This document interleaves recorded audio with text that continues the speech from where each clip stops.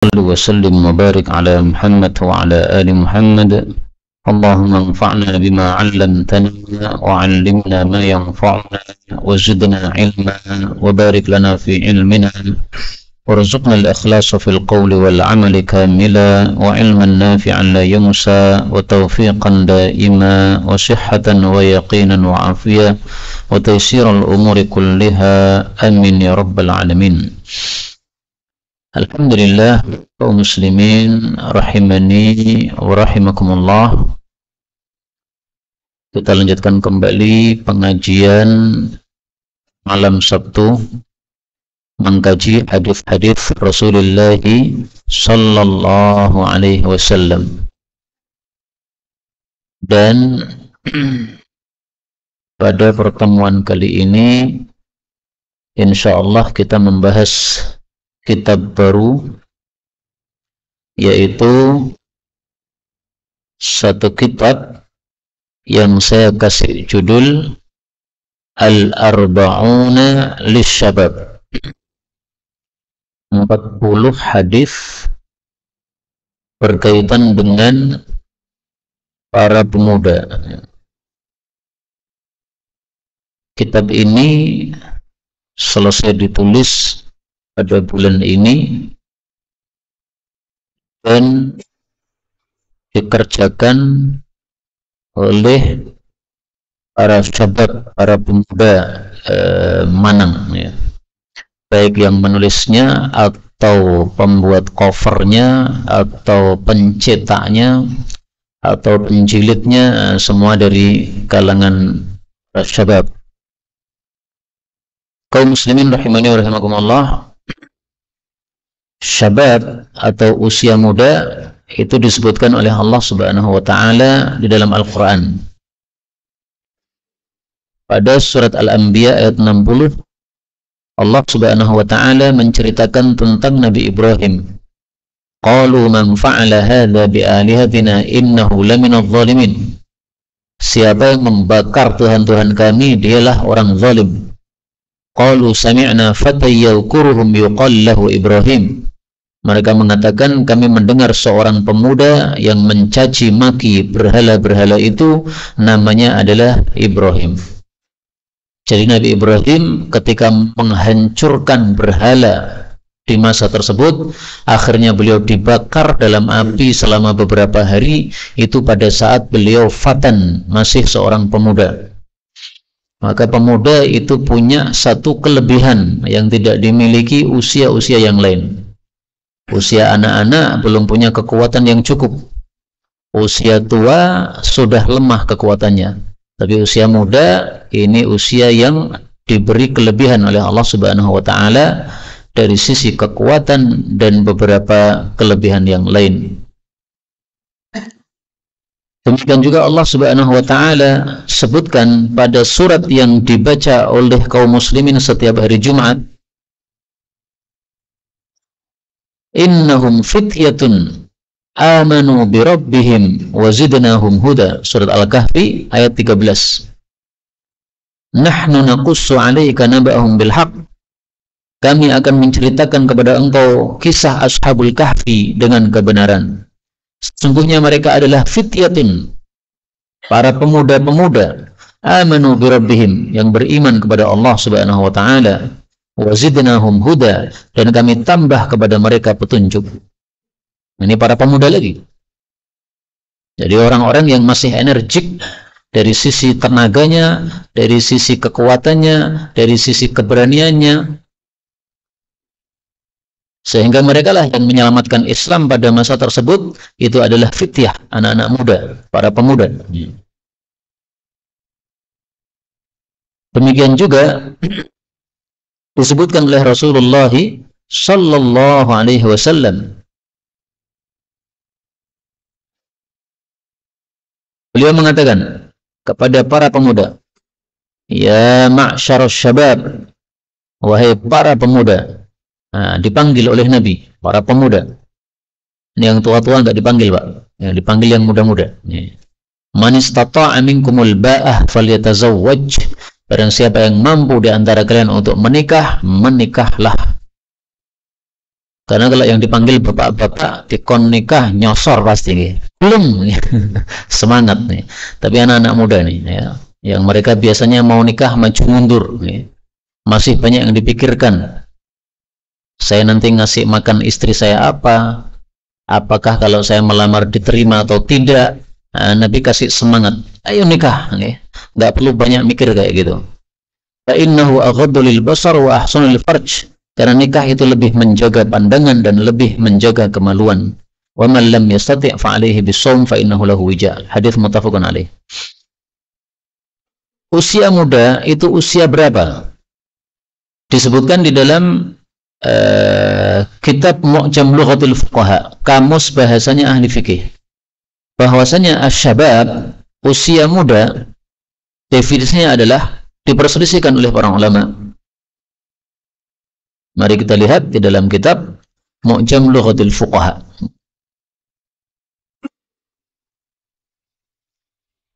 Asy-syabbu, pemuda, jamaknya adalah syabab atau syubban atau syabiyah.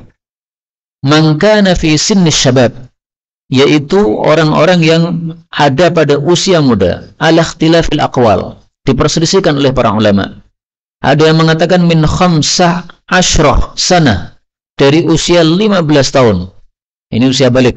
Karena tanda balik kan 3 kan? Baik mimpi basah maupun usia 15 tahun maupun tumbuh dulu dalam kemaluan. Nah, ini usia 15 tahun ila 30 sampai 30 tahun. Ma lam yablugh alaihi syayb, ketika belum muncul uban. Au min sinni tasi'ah asyrah, atau dari usia 19 tahun, ini lebih tua lagi, ila rabi'ati wa 30, sampai usia 34 tahun. Jadi naik 4 tahun ya. Tadi kan 30, naik 4 tahun, 34 tahun. Au baina 30, atau antara 30 wal arba'in, sampai 40.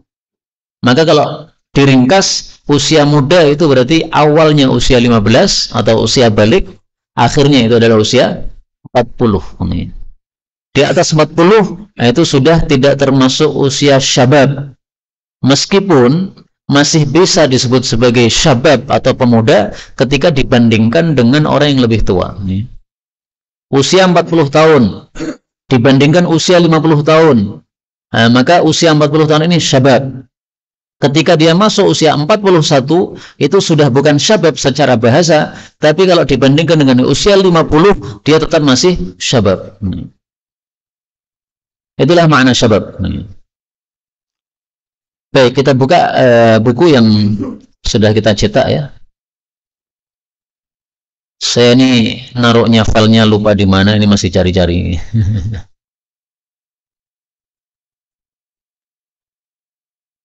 Coba ya.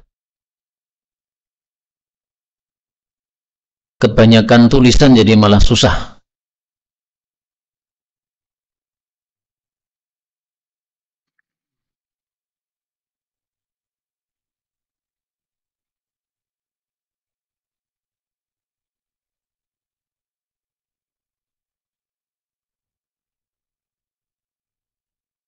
Abwabul hal, amalan santri, kamus doa, ikhtilaful ulama, kaifa takun al-hikam, a'dalul aqwal, al-hikam, mukhtasar, mu'jam, daurah ilmiah. Di mana naruhnya ini ya?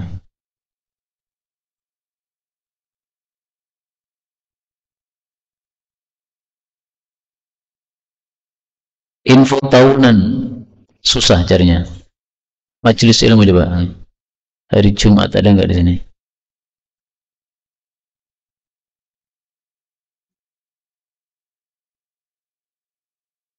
Ini kurang rapi ya.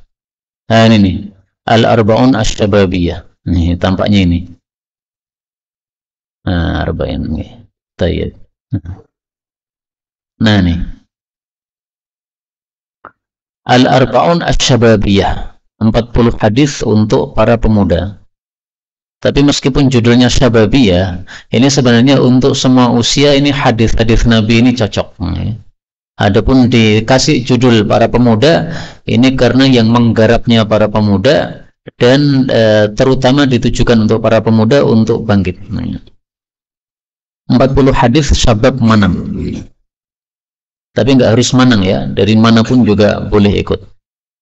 Dicetak oleh GSM, grup Syabab Manang, tapi grupnya sudah mati. Kemudian ganti nama menjadi grup S3. S3 itu Syabab Solo Selatan. Maka ini sudah ganti nama, dicetak oleh S3. S3. S3 nih Pak, dokter nih. Syabab Solo Selatan. Ini juga nggak bisa dikatakan bohong, ngaku Solo padahal Sukoharjo, ya nggak usah begitu. Mau disebut apapun, mau disebut Solo, mau disebut Sukoharjo, terserahlah. La musyahata fil istilah. Dikaji pada majelis ilmu malam Sabtu Masjid Mujahidin Manang Grogol Sukoharjo pada tahun 1444 atau 2023 Miladiyah. Buku ini dimulai dengan Bismillahirrahmanirrahim supaya barokah. Dalilnya, apa dalilnya? Kullu amrin dibalin la yubda'u bi Bismillahirrahmanirrahim aqta'. Kullu amrin, setiap perkara, dibalin yang penting, la yubda'u fihi yang tidak dimulai dengan Bismillahirrahmanirrahim, maka aqta', terputus dari berkah. Hadis riwayat Abdul Qadir di dalam kitab Al-Arba'in, dan hadis ini kata Imam Nawawi derajatnya sahih. Saya jujur, hadis ini didhaifkan Syekh Albani. Beliau mengatakan dhaif pada kitab Dhaiful Jami' As-Shaghir nomor 4217. Tetapi anggaplah hadis ini dhaif, dikuatkan oleh kalam Allah Subhanahu wa taala dalam Al-Qur'an. Tabarakasmu rabbika dzil jalali wal ikram. Maha berkah nama pemeliharamu yang memiliki keagungan dan kemuliaan. Jadi memang nama Allah itu sifatnya berkah, sehingga kalau kita baca dalam apapun akan diberkahi oleh Allah Subhanahu wa ta'ala. Anggaplah hadis itu dhaif, kita niru surat Al-Fatihah. Allah mulai Al-Quran dengan Bismillahirrahmanirrahim. Maka semua yang menulis kitab hendaklah meniru Quran sebagai kitab suci umat Islam. Mulailah dengan Bismillahirrahmanirrahim. Al-Juz'ul Awal, bagian yang pertama. Jadi buku ini baru bagian pertama, maka belum selesai 40 hadis. Kalau panjenengan lihat baru sampai berapa? 33 hadis. Kenapa 33 hadis? Kenapa? Karena usia ahli surga adalah 33, sehingga kita kumpulkan 33 hadis dengan niatan tafaulan, mengharap kepada Allah bahwa kita semuanya nanti akan masuk ke dalam surganya Allah Subhanahu wa ta'ala. Amin ya rabbal alamin.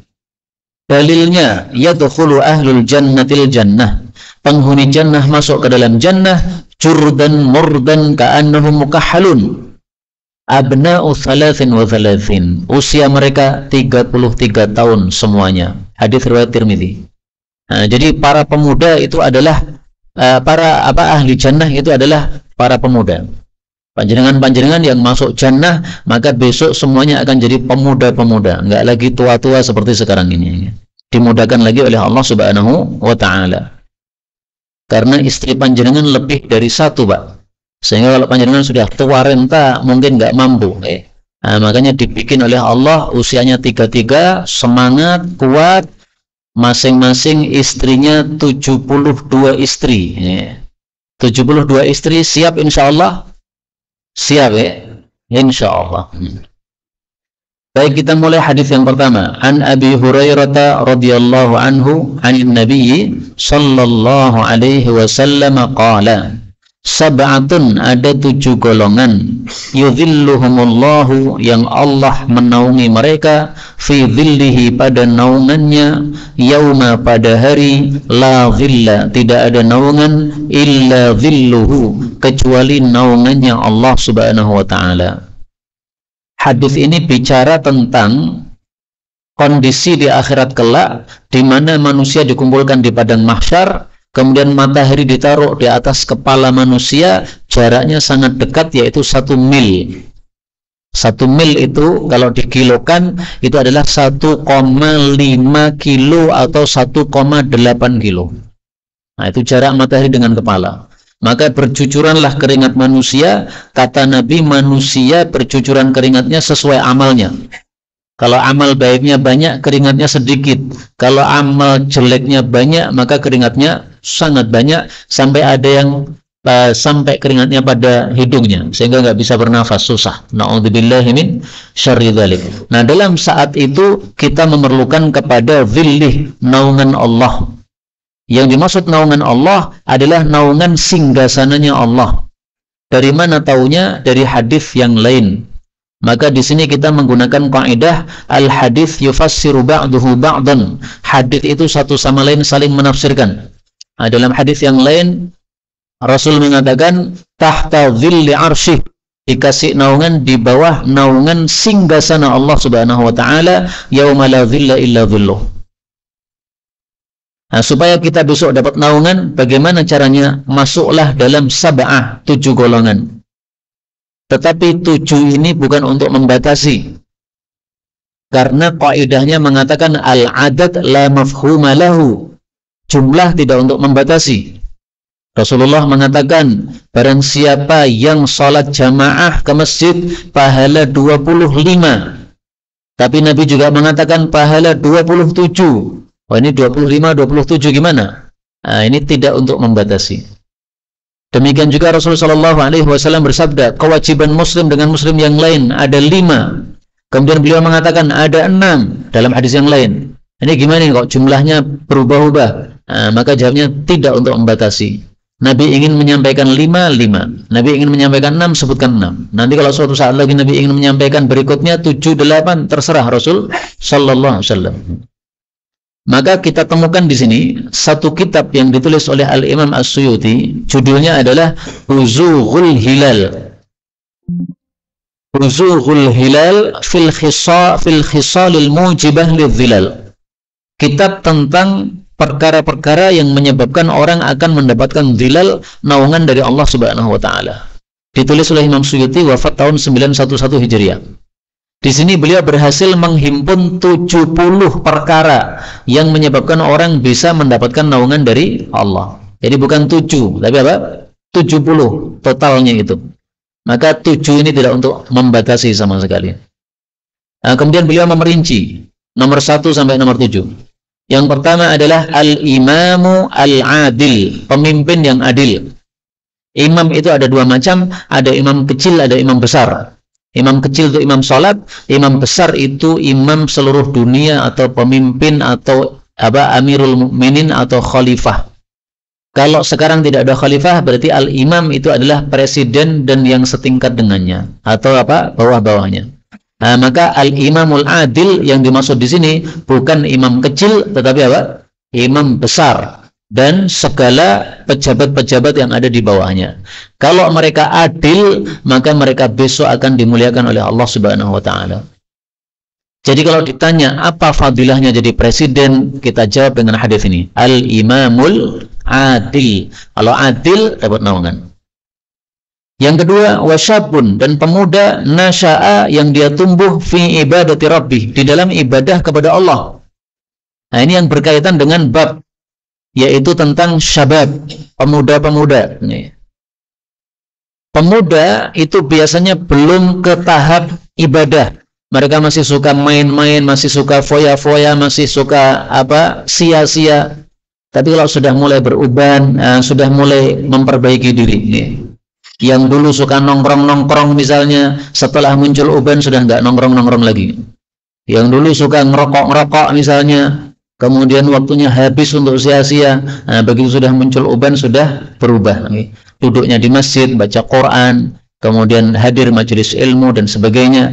Nah, ini kondisi orang tua seperti itu wajar. Maka di sini Nabi menghasung pemuda untuk tidak mengikuti adat kebiasaan. Tapi pemuda yang sudah dewasa sehingga mikirnya adalah untuk akhirat. Nasya'a, tumbuh fi ibadati rabbih, dalam ibadah kepada Allah. Ketika kami berada di pesantren, maka hadis ini Dijelaskan oleh guru kami, contohnya ibadah itu bagaimana? Seperti kalian-kalian di pesantren. Karena di pesantren itu mencari ilmu agama. Mencari ilmu agama termasuk apa? Ibadati rabbih. Nah, ini fadilahnya masuk pesantren, Pak. Lah panjenengan punya anak-anak sekolah di umum. Itu sekolah sudah selesai sudah. Di rumah udah main-main. Tapi kalau di pesantren, maka 24 jam dia di dalam pesantren talabul ilm. Ini berarti nasya'a fi ibadati rabbih. Karena itu kalau kita ketika muda dulu tidak mengenyam pesantren, maka direncanakan untuk anak-anak kita nanti akan menjadi ahli pesantren. Tujuannya apa? Supaya termasuk wasyabun nasya'a fi ibadati rabbih. Meskipun ibadah itu tidak harus talabul ilm, ya. Tetapi para ulama katakan tidak ada ibadah yang lebih afdal setelah salat daripada talabul ilm. Kemudian yang ketiga, warajulun, dan seseorang qalbuhu, yang hatinya mu'allaqun fil masajid, yang tergantung pada masjid-masjid. Apa maksudnya tergantung pada masjid? Dijelaskan dalam hadis yang lain bahwa ketika dia keluar dari masjid, maka dia ada niatan untuk balik lagi ke masjid. Artinya ketika kita selesai sholat subuh, ada keinginan nanti kalau duhur sholat lagi ke masjid. Selesai sholat duhur, maka ada keinginan nanti sholat lagi asar di masjid. Keluar dari sholat asar, ada keinginan nanti maghrib ke masjid lagi. Selesai dari sholat maghrib, ada keinginan untuk nanti isya datang ke masjid lagi. Nah, maka sholat 5 waktu ke masjid, ini sudah termasuk rajulun qalbuhu mu'allaqun fil masajid. Karena itu menurut saya, wallahu a'lam bishawab, dari 7 ini yang paling gampang itu adalah nomor 3. Ya. Rajulun qalbuhu mu'allaqun fil masajid, gampang. Kenapa? Panjenengan sholat 5 waktu ke masjid itu udah otomatis masuk di sini. Maka qalbuhu mu'allaq fil masajid tidak harus setiap saat berada di masjid, enggak. Bahkan kalau kita berada di masjid, di luar waktunya, itu bisa kena pukul rotannya Sayyidina Umar. Ada 2 orang pemuda di dalam masjid. Maka Sayyidina Umar masuk masjid kemudian bertanya, ma'ajlasakum hadhihi sa'ah?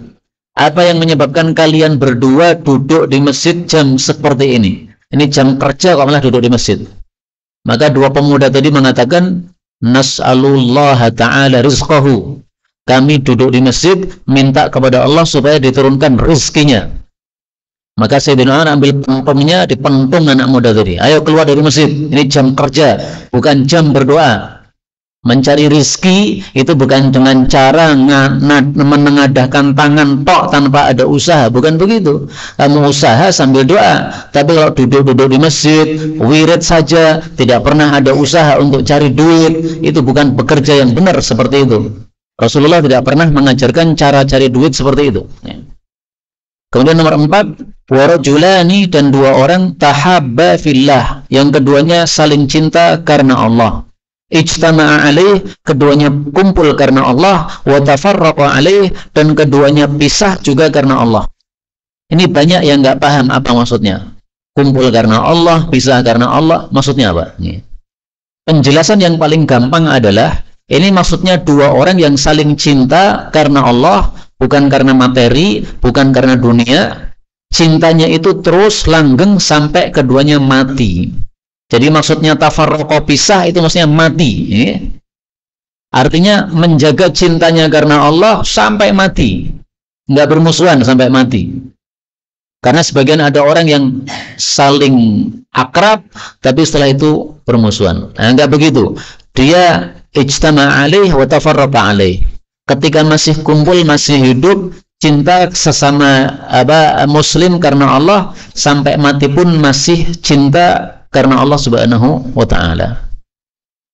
Saya ambil contoh 2 orang kiai yang populer di Solo. Satu Ustadz Abu Bakar Ba'asyir, lebih tua, usia mungkin 80 sekian. Yang kedua adalah Ustadz Mudzakir hafizahumullah ta'ala, usia sekitar 70 tahun sekian. Nah, ini 2 sahabat yang sejak muda dulu sampai hari ini, sampai tua, dan tampaknya sampai mati saling cinta karena Allah. Maka itu contoh ijtama'a alaih wa tafarraqa alaih. Jadi mau kumpul tetap cinta, mau pisah juga tetap cinta. Ketika Ustadz Abu Bakar Ba'asyir di penjara, maka Ustadz Mudzakir sering mengunjungi beliau. Ini salah satu bentuk apa? Tahabba fillah, saling cinta karena Allah.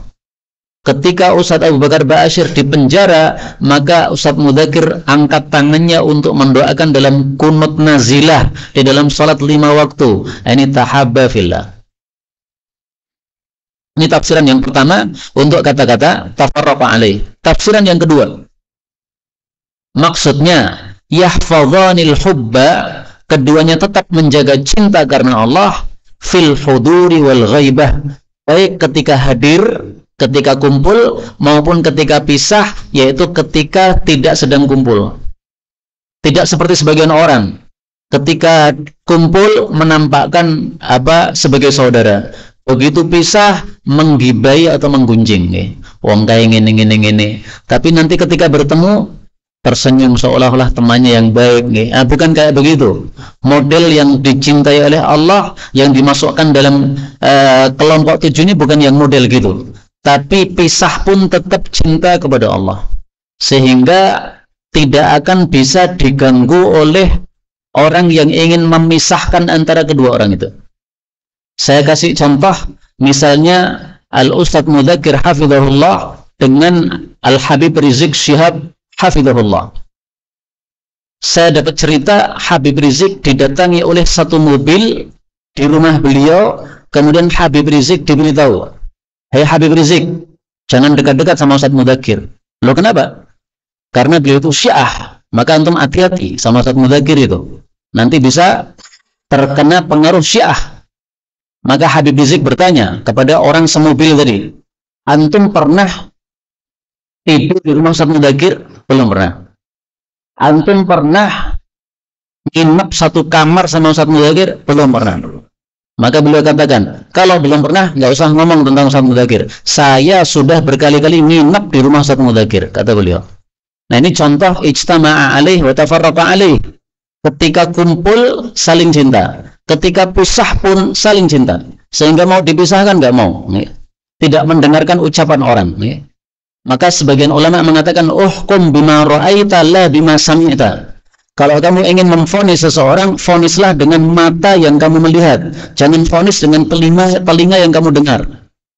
Karena kalau memvonis seseorang dengan telinga suara yang kita dengar dengan telinga kita, maka suara itu ada suara dari orang yang suka, ada suara dari orang yang benci. Tapi kalau kita menghukumi atau memvonis seseorang dengan apa yang kita lihat, tidak akan terkecoh. Saya melihat sendiri dengan mata kepala. Saya sudah bermalam di rumah beliau berkali-kali, kata beliau. Ini yang saya dapatkan cerita dari beberapa teman yang mungkin menghadiri kejadian tersebut. Saya tidak termasuk yang menghadiri kasus tersebut. Maka beliau Habib Rizik di sini termasuk di dalam kategori nomor 4, karena ketika tafarraqa, ketika pisah, itu masih menjaga kecintaan karena Allah Subhanahu wa taala. Kemudian yang kelima, warajulun, dan seseorang talabathu imra'ah, yang diminta oleh seorang wanita.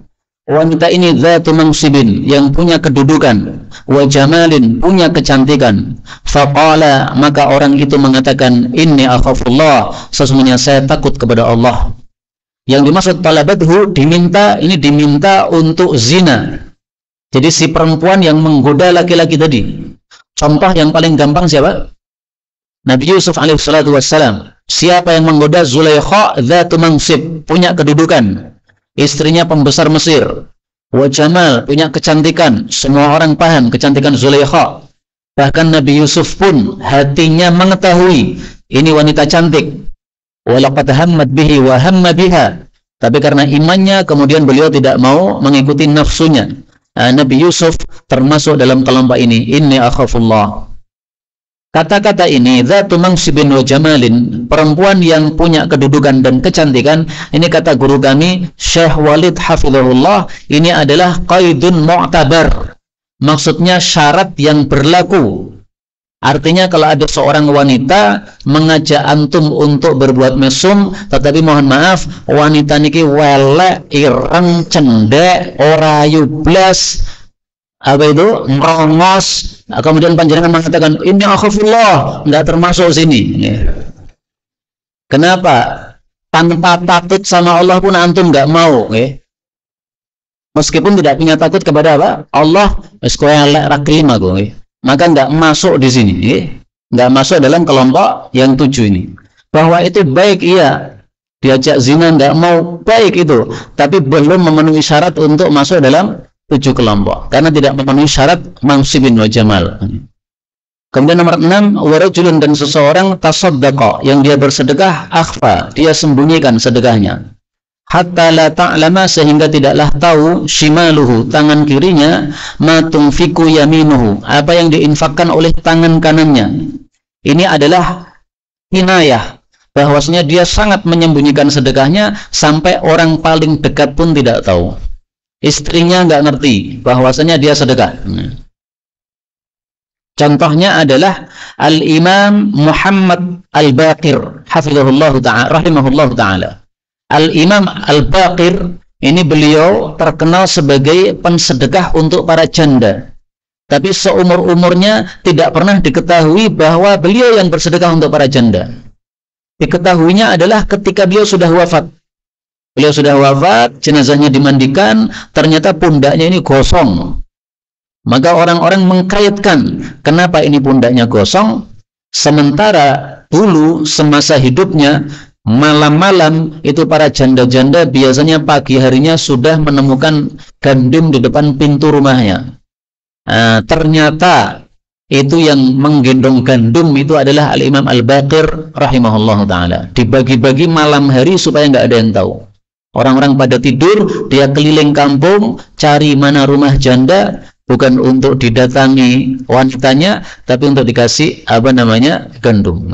Nah, begitu beliau wafat, para janda sudah kehilangan gandum malam hari. Maka orang-orang baru paham, oh berarti ini bekas pundaknya ini adalah karena ngangkat gandum tersebut. Ini contoh tasaddaqa akhfa, sembunyi sekali sampai nggak ada yang tahu.